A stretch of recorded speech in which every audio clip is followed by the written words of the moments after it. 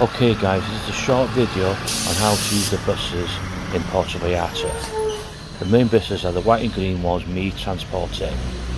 Each bus has a number, like this one has CO4 by the door.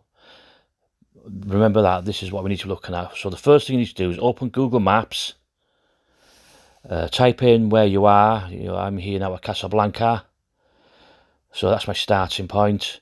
I want to go down to Zona Romantica. So type in Zona Romantica on your phone in the directions, or wherever else you want to go. It will then show you here, so 6:21 AM the next bus. It's the CO4, so that's the number that was on the side of the bus. It takes 21 minutes, and the bus goes every 7 minutes, but take that with a pinch of salt.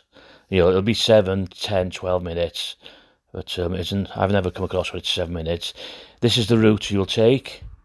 You can actually follow your route on your phone while you're on the bus, if you have Wi-Fi, so you know where to get off if you're new to Puerto Vallarta.